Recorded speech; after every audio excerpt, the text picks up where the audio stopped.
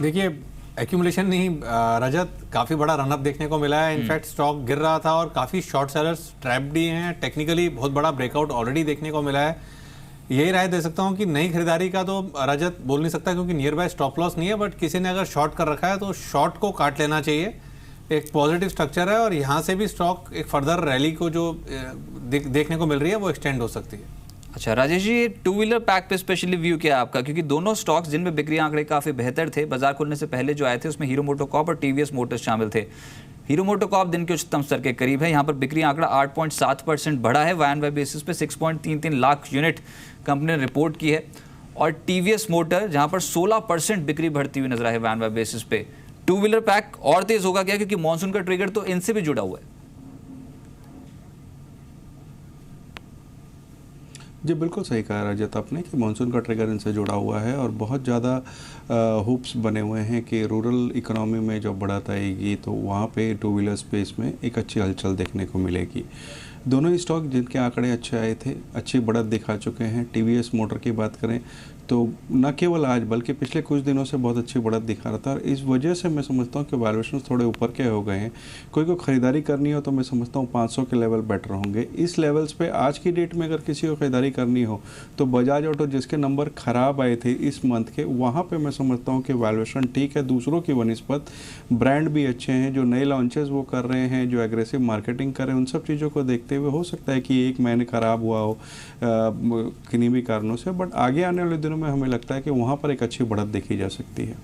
चलिए, लेकिन अब कल सोमवार की तैयारी करते हैं, क्योंकि अब जब अगले हफ्ते एंटर करेंगे तो क्रेडिट पॉलिसी एक मेजर इवेंट है जो बाजार क्लोजली ट्रैक कर रहा है। उससे पहले कौन से ट्रेड्स हैं जो आपके पोर्टफोलियो में अच्छी कमाई करा सकते हैं? BTS ट्रेड्स बताने के लिए पूजा मेरे सहयोगी मेरे साथ मौजूद हैं। लेकिन पूजा, सबसे पहले तो ये कि जिन भी जानकारों से आपकी बात हुई है, क्या वो तेजी एक्सपेक्ट कर सकते हैं? और इनफैक्ट राकेश जी, आपसे भी यही प्रश्न होगा कि बाजार पे तेजी बन सकती है कि अगले हफ्ते की शुरुआत में, क्योंकि 7 जून को है क्रेडिट पॉलिसी, उससे पहले 2 ट्रेडिंग डेज होंगे हमारे पास जहां पर ट्रेड कर सकते हैं। देखिए रजत, जो मार्केट में निवेश करके बैठे हैं वो क्रेडिट पॉलिसी के चलते कुछ बेचने वाले नहीं है और मार्केट में you have to identify stocks, और काफी स्टॉक्स यहाँ पर अभी भी हैं जो एक री रेटिंग कैंडिडेट हैं और मेरा ऐसा मानना है बाइंग करके। चलिए, आपसे मैं वो 2 BTS ट्रेड जानूंगा, लेकिन पहले पूजा आपकी भी सब जानकारों से बात हुई है। आपने क्रेडिट पोल बनाया था इस बार, उसमें ये निकल के आया कि कुछ भी ब्याज दरों में कोई छेड़छाड़ नहीं होगी, लेकिन क्या तेजी की साइड पे हैं तमाम एनालिस्ट? जी, और जैसा कि आपने बताया कि पॉलिसी की बात चल रही है तो उसके पहले जो रेट सेंसिटिव स्टॉक्स हैं उनमें आज तेजी देखने को मिल रही है और जानकारों का भी जो रुझान आज देखने को मिल रहा है वो बैंकिंग स्टॉक्स में देखने को मिल रहा है। पहले लोकेश उपल के कुछ व्यूज ले लेते हैं माई स्टॉक रिसर्च के। इन्होंने पिडिलाइट में खरीदारी करने की राय दी है और यहाँ पर इनका मानना है कि 800 के लेवल्स के लिए खरीदारी करके चलने की राय ये दे रहे हैं। स्टॉप लॉस जो ये सुझा रहे हैं वो 775 का सुझा रहे हैं और आज भी करीब 20 अंकों की मजबूती इस स्टॉक में देखने को मिल रही है। दूसरे कॉल में इन्होंने येस बैंक में खरीदारी करने की राय दी है और यहाँ इनका मानना है कि 1510 तक के लेवल्स इस स्टॉक में देखने को मिल सकते हैं। स्टॉप लॉस ये सुझा रहे हैं 1465 का। अब ट्राइफिड रिसर्च के कुछ व्यूज ले लेते हैं आशीष अंदानी के। इन्होंने फार्मा स्टॉक सन फार्मा में खरीदारी करने की राय दी है। पिछले 4 दिनों से अच्छी तेजी स्टॉक में देखने को मिल रही है। खरीद के चलने की राय होगी। 529 तक के लेवल्स आपको स्टॉक में देखने को मिल सकते हैं और स्टॉप लॉस ये सुझा रहे हैं 511 का। और दूसरे कॉल में इन्होंने BHEL में खरीदारी करने की राय दी है और इनका मानना है कि इस स्टॉक में 148 तक के लेवल्स देखने को मिल सकते हैं। स्टॉप लॉस ये सुझा रहे हैं 134 का। AK प्रभाकर की कुछ रिकमेंडेशन ले लेते हैं IDBI कैपिटल की। इन्होंने यूनियन बैंक में खरीदारी करने की राय दी है। 165 के टारगेट के लिए ये खरीदारी करने की सलाह दे रहे हैं। आज भी अच्छी तेजी है स्टॉक में और स्टॉप लॉस ये सुझा रहे हैं 157 का। और आखिरी कॉल में माइंडट्री में खरीदारी करने की राय होगी। यहाँ पर इनका मानना है कि करीब 557 तक के लेवल्स देखने को मिल सकते हैं। स्टॉप लॉस लगाइए 533 का। चलिए, शुक्रिया ये फाइनल बेट्स बताने के लिए, ये जो है ट्रेड बताने के लिए, जो अगले हफ्ते की शुरुआत में काफ़ी स्ट्रांगली एक्टिव हो सकते हैं। लेकिन राकेश जी, आपसे भी प्रश्न ये होगा, 2 ट्रेड्स बताएं सर जो आपको लगता है कि सोमवार के सत्र में ही काफ़ी स्ट्रांगली रिटर्न्स दे जाएंगे। देखिए रजत, मेरा ऐसा मानना है एक तो पेंट्स के अंदर बर्जर पेंट को बाय करके जाना चाहिए। स्टॉक एक्यूमुलेशन से निकल रहा है। 249 पे एक स्टॉप लॉस लगाना चाहिए। 268 के लक्ष्य के लिए बर्जर पेंट को बाय करना चाहिए। ठीक है। टाटा मोटर का 471 के अराउंड एक अच्छा बेस है। स्टॉक हल्की सी करेक्शन दिखा रहा है। करेक्शन पे टाटा मोटर को बाय करें। 471 का स्टॉप लॉस, 510 के टारगेट के लिए। चलिए, लेकिन एक बार से फिर से NBFC स्पेस देख लेते हैं, क्योंकि जब पिछले 10 मिनट से मैं जो स्पेस ट्रैक कर रहा हूँ उसमें जो तमाम सौदे हैं वो बहुत स्ट्रांगली साइड पे खड़े हो गए हैं। आप बजाज फाइनेंशियल देखिए, आप इसमें एक पुल बैक देखने को मिल रहा है। बजाज फाइनेंस और बजाज फिनसर्व दोनों ही स्टॉक्स पे तेजी जो है वो शानदार देखने को मिल रही है। और M&M फाइनेंस सबसे स्ट्रांग है, बहुत स्ट्रांगली गेन कर रहा है इस समय डेरिवेटिव मार्केट पे। और ये तमाम जो ट्रेड्स हैं ये दिन के उच्चतम स्तर पे हैं। 7% की जोरदार कमाई इंट्राडे बेसिस पे M&M फाइनेंशियल पे होती हुई नजर आ रही है। तो NBFC स्पेस काफी स्ट्रांग है। मुथूट कैपिटल एक और स्टॉक जहां पर आज एक्शन स्ट्रांग है और ये दिन के उच्चतम स्तर पे आ गया। 12% के रिटर्न्स जो हैं वो जनरेट कर रहा है और मुथूट फाइनेंस में भी आज रिटर्न्स पॉजिटिव हैं। लेकिन कल GST काउंसिल की बैठक है, ये भी इंपॉर्टेंट है कि बची हुई कमोडिटीज के टैक्स और सेस पर विचार होगा। आज हमने IOC के CMD संजीव सिंह से बात की। उनका कहना है GST से OMCs पर अतिरिक्त भार नहीं आना चाहिए। आइए सुन लेते हैं उनको। देखिए, हम लोग गवर्नमेंट के जितने भी क्वार्टर्स हैं सीनियर लेवल पे हमने अपना जो कंसर्न है कि पाँच हमारे 2 रॉ मटेरियल्स और 3 मेजर प्रोडक्ट्स जो हैं वो GST अम्ब्रेला से इस समय बाहर हैं। सो जो भी उसके रॉ मटेरियल पे जो भी इनपुट कॉस्ट जाती है, हमारा जो टैक्स जाता है, उसका क्रेडिट हम पास ऑन नहीं कर सकते, क्रेडिट नहीं ले सकते। तो इसका डेफिनेटली एक फाइनेंशियल इम्पैक्ट है प्रेजेंट स्ट्रक्चर में। लेकिन हमें पूरी उम्मीद है कि बिकॉज अल्टीमेट ऑब्जेक्टिव हमें सिंप्लीफाइड टैक्स स्ट्रक्चर बनाने का है और उसमें सभी प्रोडक्ट्स अल्टीमेटली आएंगे। तो हमें उम्मीद है कि इसका कोई ऐसा रास्ता ज़रूर निकलेगा जिससे कि ऑयल कंपनीज़ को एक्स्ट्रा बर्डन GST लागू करने से ना हो। नताशा, आपको कैसा लग रहा है ऑयल एंड गैस स्पेस और यहाँ से कोई स्टॉक आइडेंटिफाई कर सकते हैं आप?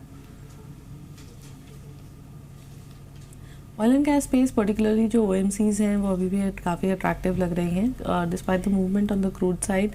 Crude prices have pretty much remained on the lower side and आगे जाके भी वो इसी लेवल पे रहने की एक्सपेक्टेशंस है। उसको देखते हुए पूरा ही OMC स्पेस अच्छा लग रहा है। Plus the government has also announced quite a few things to happen on the OMC side, in particular the formation of one conglomerate under IOC। तो उसको देखते हुए IOC would be our top bet, although an investor can invest in any one of the 3 stocks over there। Right, लेकिन रोज बरोज हम आपको एक trade बताते हैं बाजार बंद होने से पहले जो बहुत बेहतर सौदा हो सकता है। देखते हैं आज की फाइनल बेट।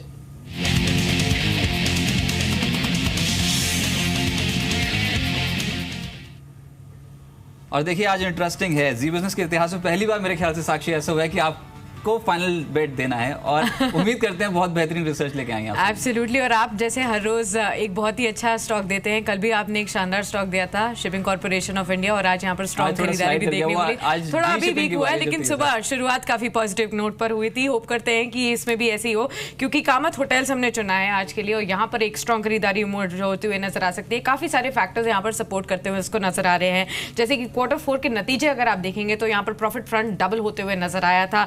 मार्जिन्स कंसिस्टेंटली ओवर क्वार्टर्स यहां पर इंप्रूव होते हुए नजर आए हैं। कंपनी की तरफ से कोशिश है लगातार डेट को ईज आउट करने के लिए। और अब आप देखिए आगे जाते हुए प्रोस्पेक्ट्स कितने स्ट्रांग हैं। समर हॉलीडेज शुरुआत हो चुकी है और Q1 सीजनली काफी एक बेटर साबित होता है इस पूरे ही स्पेस के लिए। तो कामत होटल्स के लिए डेफिनेटली टॉप लाइन यहां पर इंप्रूव होते हुए नजर आएगी आगे आने वाली कुछ तिमाहियों को लेते हुए। चार्ट्स पर अगर आप देखेंगे तो टेक्निकली चार्ट्स पर काफी पॉजिटिव नजर आ रहा है। डेली और वीकली चार्ट्स पर अगर आप देखेंगे तो सभी एवरेजेस के ऊपर ये ट्रेड करते हुए नजर आ रहे हैं। पिछले 3 दिनों में 54% तक डिलीवरी वॉल्यूम्स भी जनरेट होते हुए नजर आए थे। तो यहाँ पर अगर आप खरीदारी करते हैं तो 57 के टारगेट्स को आप नजर में रखिए और 51 का स्टॉप लॉस आप लगा सकते हैं। 53.45 पर अब ये ट्रेड भी कर रहा है, तो यहाँ पर तेजी का सौदा आप अपना सकते हैं। चलिए, तो कामत होटल्स होगा अगला शेयर जो आपको अपने रडार पर रखना है। 57 तक के टारगेट्स हैं। बहुत शुक्रिया आपको मेरे साथ जुड़ने के लिए और ये खबर हम तक पहुंचाने के लिए। दिन के उच्चतम स्तर पे आपके जो कामत होटल्स है वो कामकाज कर। लेकिन एक बड़ी खबर आई है, आज शाम 5 बजे कंपनी की मीडिया ब्रीफिंग है रिलायंस कम्युनिकेशन, और हम लगातार आपको बता रहे हैं, अपडेट्स देते चले जा रहे हैं कि रिलायंस कम्युनिकेशन इस समय कर्ज के बोझ में है। लगातार इंटरनेशनल जो रेटिंग एजेंसीज हैं उन्होंने डाउनग्रेड कर दिया है रिलायंस कम्युनिकेशन को और डिफॉल्ट का खतरा जो है वो इस कंपनी पे मंडरा रहा है। अब 5 बजे कंपनी की मीडिया ब्रीफिंग है, देखते हैं मैनेजमेंट क्या बोलती है। जो भी स्टेटमेंट मैनेजमेंट की होगी वो बहुत क्रूशल होगी। SDR में जाने की बात की जा रही है, कंपनी के डेट रिस्ट्रक्चरिंग की बात की जा रही है, लेकिन अब उस पर क्लैरिटी आना बाकी है और वित्तीय हालात उसका पूरा जायजा जी बिजनेस पे आप देख पाएंगे शाम 5 बजे।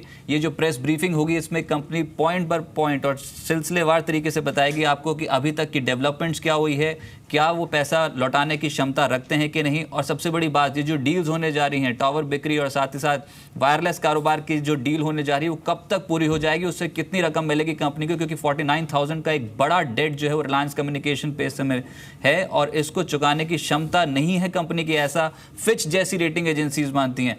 तो एक बड़ी खबर एडीएजी पैक पे अब जब हम अगली बार खुलेंगे सोमवार को तो वो आ चुकी होगी आज शाम 5 बजे। उसका इम्पैक्ट अब तमाम एडीएजी स्पेस पे देखेंगे सोमवार के सत्र में, लेकिन रिलायंस कम्युनिकेशन पर्टिकुलरली ये कंपनी फोकस में होगी क्योंकि बहुत हेवी डेट बर्डन है और आज क्लैरिटी हो जाएगी कि कंपनी की क्या कुछ पॉलिसीज़ हैं, क्या कुछ योजनाएं हैं भविष्य को लेकर और कर्ज को लेकर, और कितना कर्ज कंपनी चुका सकती है और अभी तक बैंकों से क्या बात हुई है कंपनी की। 5 बजे जी बिजनेस पे सबसे बड़े पैनल के साथ आप ये कवरेज देख सकते हैं। लेकिन राजेश, अभी तक की डेवलपमेंट के हिसाब से आपसे भी क्लाइंट्स की बात हुई होगी, अभी तक आपने इन्वेस्टर्स को सलाह क्या दी है रिलायंस कम्युनिकेशन स्पेसिफिकली और बाकी के एडीएजी ग्रुप के समूह के स्टॉक्स पे?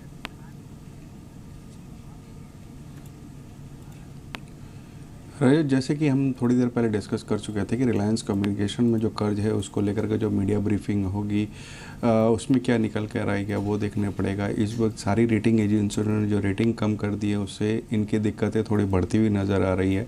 हालांकि मैनेजमेंट ने ये कहा है कि आने वाले दिनों में कर्ज का बोझ सिर्फ 25,000 करोड़ तक रह जाएगा और कुछ टावर सेल वगैरह से पैसे आएंगे, बट इस वक्त कहना मुश्किल है क्या होगा। नंबर्स भी बेहद ख़राब आए थे, लॉस में आए थे। अब चक्कर ये है कि सिर्फ दिक्कतें इस कंपनी के साथ ही नहीं है, पूरे टेलीकॉम स्पेस में है, सबके मार्जिन्स में गिरावट देखी गई है।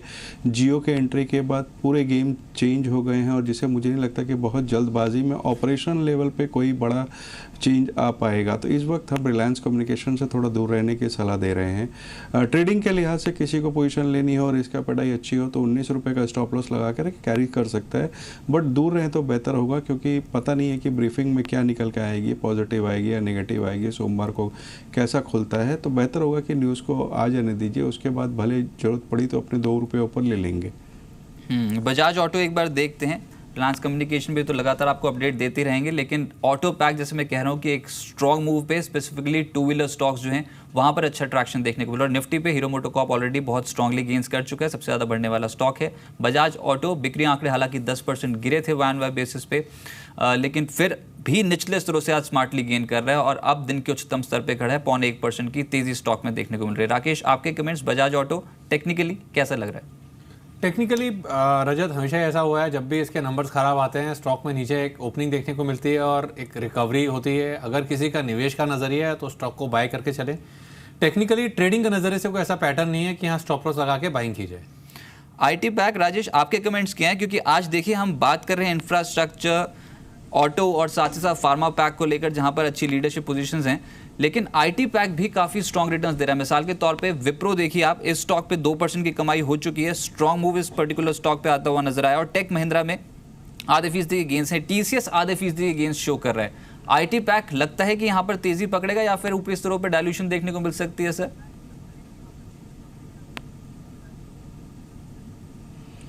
देखिए, जब से ट्रंप ने अपना कार्यभार संभाला है तब से लगातार नेगेटिव खबरों का सिलसिला यूएस की ओर से आता रहा, जिस कारण से आईटी में एक अच्छी खासी पिटाई देखी गई।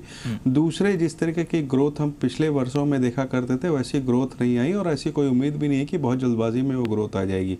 लेकिन बावजूद उसके मैं ये कहना चाहूँगा कि बहुत सी जो फ्रंट लाइन की कंपनियाँ हैं वो भी 10, 11, 12 की पी पे ट्रेड कर रही हैं, जो कि वैल्यूएशन बहुत ही अट्रैक्टिव दिखा रही हैं। और किसी को भी साल भर का नज़रिया हो तो मैं समझता हूँ वहाँ पर थोड़ी बहुत पोजीशन ली जा सकती है। उसमें अगर कोई स्टॉक पिक करना हो, मैं समझता हूँ टेक महिंद्रा एक पहली पिक रहेगी, माइंट्री दूसरे नंबर पर रहेगी, टीसीएस अगर 2400 रुपये के लेवल पे आता है तो वहाँ पे खरीदारी की जा सकती है।